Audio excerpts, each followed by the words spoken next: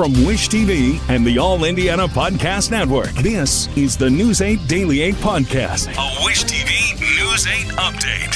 Hi, this is Hannah Mordeau, and this is your News 8 Daily for Thursday, May 1st. We've flipped to May, but we're still feeling the same old showers that we had in April. Get ready for a soggy start to your Thursday. By this afternoon and evening, we might even have the chance for some strong to severe storms. Police say the person killed in a Southside shooting overnight is male. They did not say his age. Officers were called just before 12:30 this morning to a strip mall near Madison Avenue and East Stop 11 Road. Police say they found the person with gunshot wounds behind the business. He later died at a hospital. There's no word yet on any possible suspects or what may have led to the gunfire.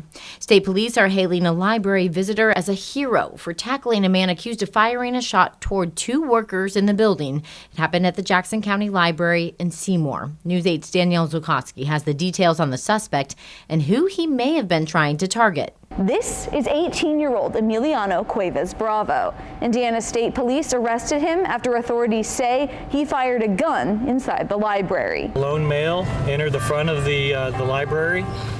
He fired at least one shot from a long gun in the kind of lobby area of the library. Witnesses say they heard him say he was going to shoot someone.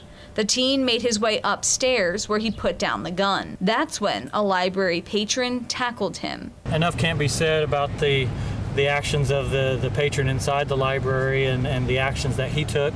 Very heroic and brave, and fortunately appears that possibly could have saved others from being injured more severely. This entire incident lasted less than 2 minutes. The information was that the suspect may be detained at that point, but officers arrived very quickly. Indiana State Police later learned the gunman first targeted a Seymour Police Department school resource officer stationed at the Seymour High School. He never entered the school and then went to the library. He is also charged with 1 count of each criminal recklessness with a deadly weapon and intimidation. There were no injuries or fatalities related to the gunshot. I'm Danielle Zukoski for Wish TV and WishTV.com. The former chair board for Carmel Chrstkindlemarkt has filed a defamation lawsuit against the city's mayor. In the lawsuit, Susan McDermott says Mayor Sue Finkum falsely accused her of withholding financial information from the city. McDermott also accuses the mayor of making public comments that harm McDermott's reputation and ability to find other jobs. In October of last year, Mayor Finkum fired 2 of the holiday market's board members. Their replacements helped approve changes the mayor says will lead to better financial oversight. Governor Mike Braun has made his first public comments about the current controversy involving the lieutenant governor. News 8's government reporter Garrett Berquist spoke to Braun about Micah Beckwith's 3/5 compromise comments. They also discussed a decision giving Braun more power over Indiana University. Wednesday marked the first time Braun has commented on Lieutenant Governor Micah Beckwith's calling the 3/5 compromise a great move. I've not commented till now. So I definitely wouldn't have used that characterization, and I don't like it. I'm a believer that you better start thinking about what you're saying before it comes out. So I'll leave it at that. I think that you don't want to make headlines the wrong way because it takes away from the substance of what you're trying to do in general. So that'll be the end of my comment on it. Braun also addressed a last-minute addition to the state budget bill. It converts 3 positions on the IU Board of Trustees that were elected by the Alumni Association into appointments by the governor. Did IU President Pamela Whitten request that change to the IU board? No. I think that came collectively from folks in the legislature. I did not say that I was against it. Braun says only a small percentage of IU alumni voted on the trustees, so he doesn't think they represent the wishes of all alumni. He says right now he plans to let the 3 alumni-elected trustees on the board finish out their terms. The budget bill now on his desk cuts public health funding. Public health departments told me on Tuesday they'll have to put new programs on hold. Braun says the cuts don't have to mean fewer services. Don't ever mistake that you got to have more money to do things better with. That's called anti-productivity. When you come up with better ideas, you may need more money to invest, and there's nothing wrong with that. But in most cases, when it comes to government, you got plenty of money. You just got to learn how to spend it better. Braun says he plans to focus on health care costs during the legislative off-season. He says we can expect more work on that front when lawmakers return in January. I'm Garrett Bergquist for Wish TV and WishTV.com. The new budget currently on Governor Braun's desk would eliminate millions of dollars in state funding for public broadcasters. IT Mate's Tim Spears reports that it's part of a Republican push that could lead to some local stations closing.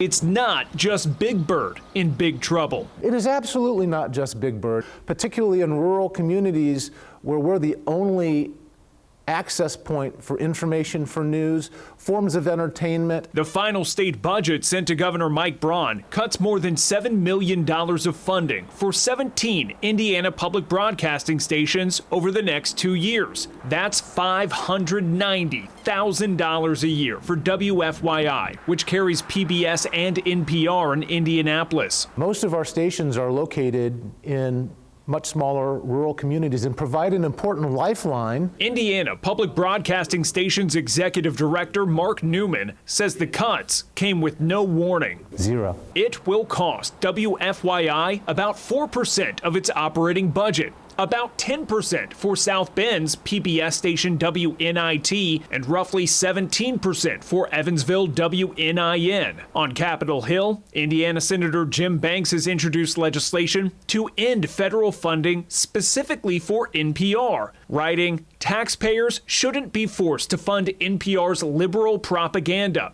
If NPR can't stay afloat without government funding, that tells you all you need to know about the quality of their news." Some of the threats to federal funding seem to be over perceived bias from PBS or NPR. Do you believe that had anything to do with the cuts to state funding? I don't. I don't. I think that this was a fiscal decision. A casualty of Indiana's unexpected $2.4 billion revenue shortfall. Now, these stations face potential federal cuts, which would be even more impactful. The White House is reportedly considering whether to ask Congress to claw back $1.1 billion in public media funding. That's already been approved. Stations are now finding ways to adjust and hopefully stay on air. It's conceivable that some of them could close up shop. Reporting in Indianapolis, Tim Spears for Wish TV and WishTV.com. Some nonprofits in Indiana are also bracing for state budget cuts. That includes We Bloom, a group based in downtown Indianapolis. News 8's Hernan Gutierrez talked with the leaders about the shortfall. They tell me that those cuts account for about 50% of its operating budget. They use that money to fund the Recovery Cafe Indy, which connects people with resources for mental health, substance use, and transitioning for life after prison, among other things. It's part of a greater network of 20 other recovery cafes in Indiana. In total, they will all lose about $2 million. Leaders are now turning to the community to help keep their programs going. Welcome me like they didn't ask where you come from, what you want, what you doing. They just said sign in. And for many members of the Recovery Cafe Indy, their time starts with a cup of coffee and a conversation. So what else you got to do for the rest? Reggie Scruggs first came to the group after spending nearly 40 years in prison. Coming here allowed me to take my focus off of that situation, turn my focus into giving back, because all my life I took. All the Recovery Cafe staff that's here right now plays a pivotal part in who I am right now. Based in downtown Indy, the space hosts workshops, peer-led discussions, and other programs to help people get on the road to recovery. Rhiannon Clayton manages the cafe and says it doesn't matter what a person is going through, they can help connect them to the right resources. We believe everyone's recovering from something. Our number one priority is getting to know you as a human, not necessarily you as any mistakes or things that have happened to you. The Recovery Cafe Indy's parent organization, We Bloom, just had its funding slashed by state budget cuts in the middle of renovations to its new 3-story building.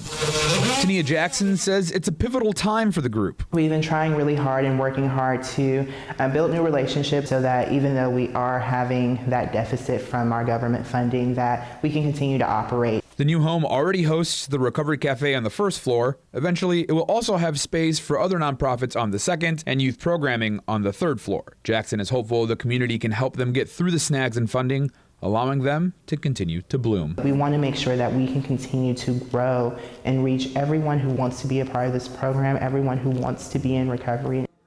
Tomorrow, the Recovery Cafe is looking to connect with people who work with people in need of recovery services and who can contribute to their mission. I'm Hernan Gutierrez, Wish TV and WishTV.com. Here's Jane King now with your business headlines, and she starts with Lilly's earnings that were released this morning. Well above expectations. Revenue was up 45%.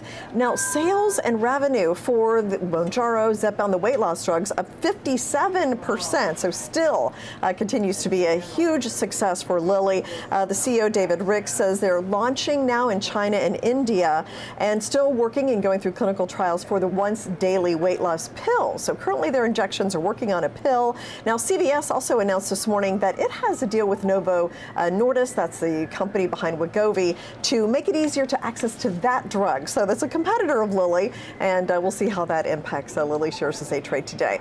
Well, the U.S. economy contracted in the first quarter. The Bureau of Economic Analysis said companies scrambled to get goods ahead of tariffs that led to a record import-export imbalance, and then also the cuts in federal government due to DOGE added to the slowdown as well. Well, Amazon announced it will spend $4 billion by the end of next year on expanding deliveries to small towns in rural America.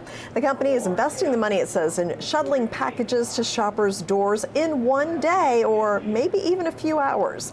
Once the expansion is complete next year, more than 200 delivery stations will be added, and that will triple the size of Amazon's rural delivery network. Well, frustrated sellers are cutting house prices by tens of thousands of dollars as buyers grow more selective.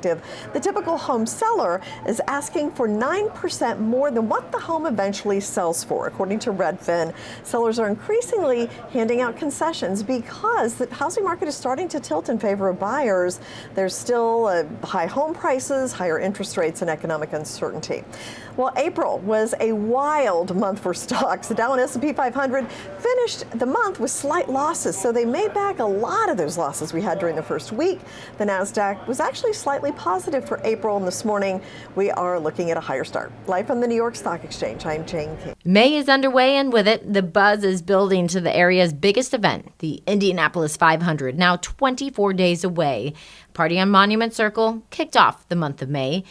News 8's Colin Bailey was there and at the track this morning. Our first porch party, your opportunity to get out there and get into the Spear for the 500 tomorrow. Your second opportunity, Saturday morning. So 2 opportunities to get into the Spirit this weekend. And Mike joining us. Appreciate you joining us. Talk about those porch parties. It's kind of a way for the community to get geared up and revved up for the Indy 500. That's exactly right. They can get their gear to host their own porch parties. So think about bunting and flags and all the things you would want to decorate your home with. They can pick those up tomorrow night, 6 to 8 p.m. at the Harrison Center. And then again, Saturday morning at the Fisher's Farmers Market starting at 8 a.m. That's just the beginning of sort of our porching in May. We'll have more events. Of course, we'll post that to our website and social media, ims.com. But we're excited to host our community for the month of May, and we hope that our fans and our neighbors are willing to do the same. And you're also trying to get businesses and people in the community to dress up on Fridays as well. That's right. Tomorrow is our first Friday of May. We like to call those 500 Fashion Fridays. So yeah, break out your checkered flag gear, your wing and wheel gear, your IndyCar merchandise. Wear that to work with pride, because where else but Central Indiana do we celebrate May like this? And you said ticket sales for the 500 are up this year from this time last year, 4%. Why do you think that is? Also, the Grand Prix ticket sales are up as well. That's for sure. It's a steady growth. Over the last several years, we've seen incremental growth for our crowd for the Indianapolis 500 presented by Gamebridge. And this year, we look poised to have our second ever sellout of the grandstands following the first time we did it in 2016 for the 100th running. So pretty exciting stuff. We're trending, like you said, 4% ahead of last year at this time, really about a week ahead in sales. So we feel like a sellout of the grandstands is imminent, but we'll wait and see. Lots of reasons for folks to come out here in May. Just don't wait to get those tickets. They're going fast. 24 days out from the 109th running of the Indy 500. But for now, here at IMS, I'm Colin Bailey for Wish TV and WishTV.com.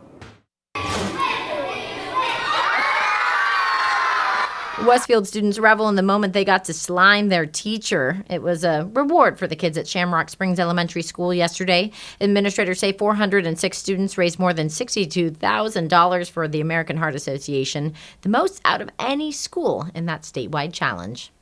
This has been your News 8 Daily from Wish TV. I'm Hannah Mordeau. Watch us on Wish TV and on WishTV.com. This is the News 8 Daily 8 podcast, a Wish TV News 8 update on demand. For even more, on demand and on the go, connect with Wish TV on Facebook at wishtv.com and on the free Wish TV mobile app. Thank you for listening, and be sure to like, subscribe, and follow this podcast for updates every weekday morning on the All Indiana Podcast Network and wherever you get your podcast.